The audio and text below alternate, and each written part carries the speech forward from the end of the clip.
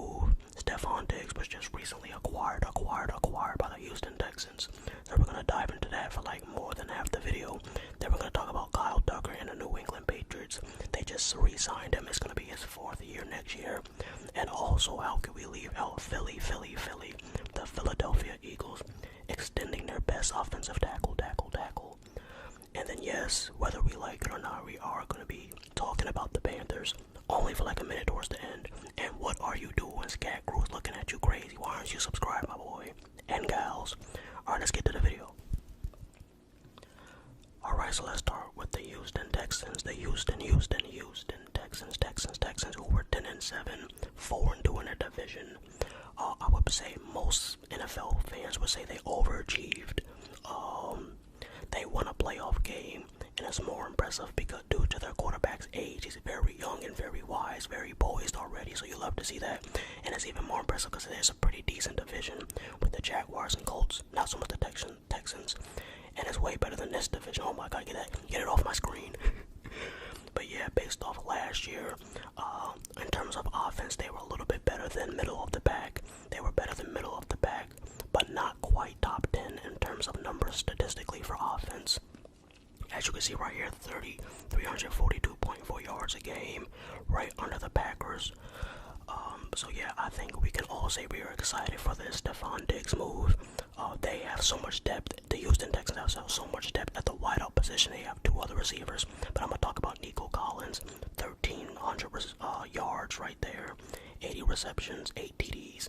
I'm not saying he's an elite receiver, even though his numbers might suggest he's heading towards that route. Because if he was playing with Kirk Cousins, I don't know if he would be putting that up. But you still can't take that away from him, and he is good enough to take some of the pressure off of Stefon Diggs. So I really like the receiving core and the offense, just the Houston Texans offense in general. Houston has always been really good at drafting receivers, so I'm not surprised by it at all. But yeah, I'm expecting them to win a division again. Stefon Diggs should fit perfectly with CJ Stroud because he's similar to Josh Allen in terms of play style a little bit. Completely two different packages, but in terms of having a quarterback who can make almost every throw and can escape out the pocket and extend plays, Stefon Diggs should be used to that because he played with Josh Allen. So I think their games are similar enough to where Stefon Diggs doesn't have to make any huge adjustments.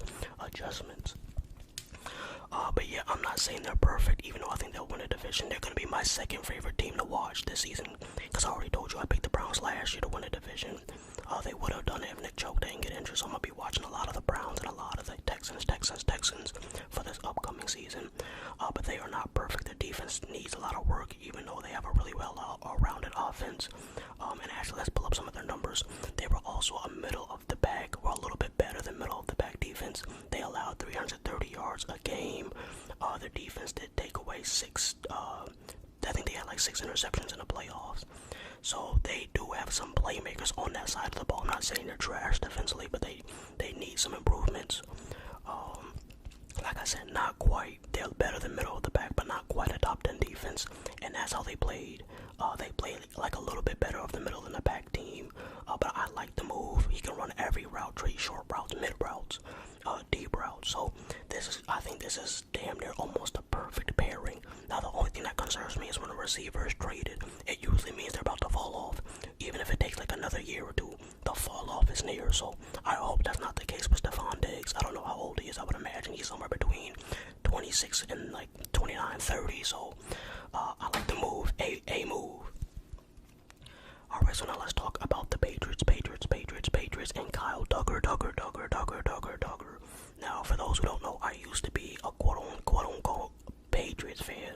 Little did I realize when Brady left, I was actually a Brady fan all these years.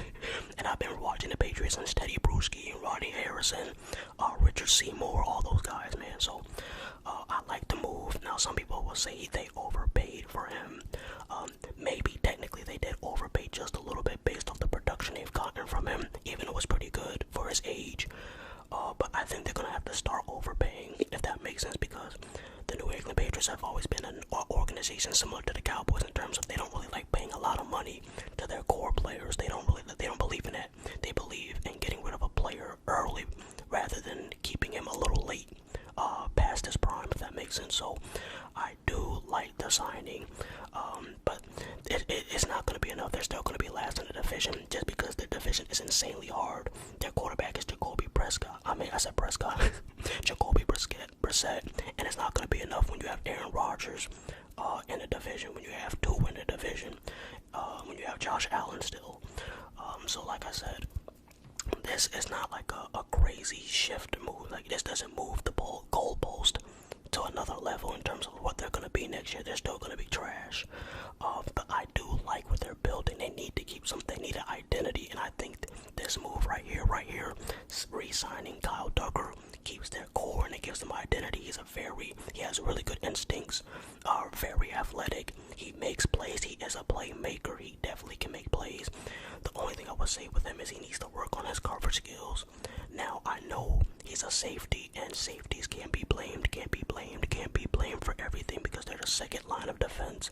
So part of his coverage ability being like not as good as it needs to be can also be as a result of the cornerbacks not being as good either, because if you have bad cornerbacks, it's gonna make the safety job even harder.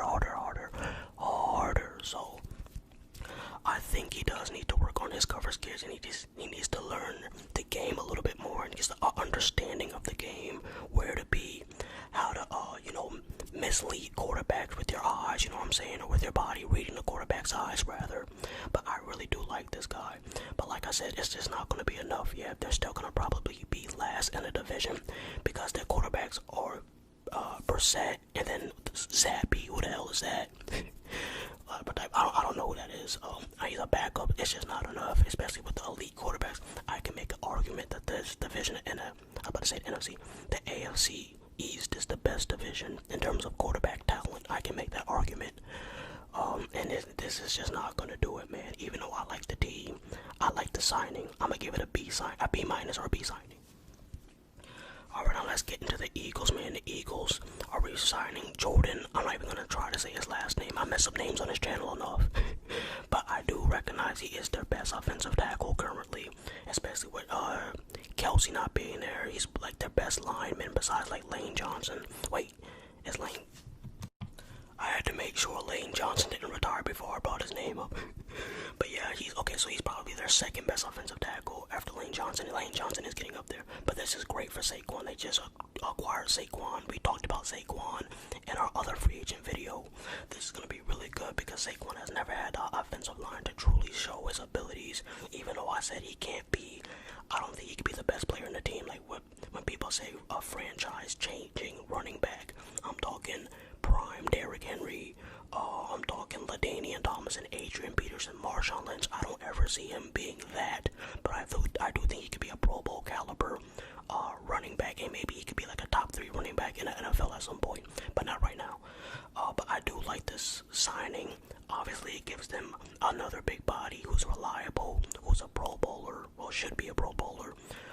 It's going to help Saquon even more, and that's what the Eagles really needed. They needed an identity in terms of being able to establish the run game, because we already know the receivers are legit, and their quarterback can move out of the pocket. Jalen Hurts can make so many throws. He's smart, he's poised. This was a key signing, and I really like it, especially since of who they got in free agency earlier. Alright, now lastly, let's talk about Derrick Brown. Derrick Brown and the Carolina Panthers. We're only going to be talking about them for like a minute or a minute and a half. I mean, come on, it's Carolina. It's the Panthers. Their team stinks. In fact, I went on Madden just to see like their team. Man, this is their best player, and it's not even close. They better have re-signed this dude, bro. He's their best player by far, and it's just so much that they need, and it's crazy because Carolina doesn't even have a first-round draft pick this year, so that means you're not even losing properly. How the hell are you guys losing this much, and you guys don't have no first-rounders? Like, that's ridiculous. You guys aren't even winning, you guys aren't even losing properly. But yeah, they need to keep their core together. They've brought in DJ Moore. They brought in some other players from free agency, from last free agency. So they are trying to move on in another direction. They wasted a lot of time these last 4 or 5 years doing a bunch of nothing. But now they're trying to shift things to the next level. They're trying to bring in and establish their next generation of players, so that way they can be more competitive going forward in the NFC South. Alright, so I think Stefon Diggs is the clear best signing of the video. I really like what he could bring to the team and what he could bring to the offense. That's gonna do it for me, boys. Hope you guys enjoyed this video. It's about a 10-minute video. I know you guys love the ASMR NFL discussions, and you know I'm happy to bring that to y'all, man. And I will be trying to get like I'll try to get a Madden video out tonight. If not, I'll probably drop some type of video. But thank you guys so much for watching. Stay tuned.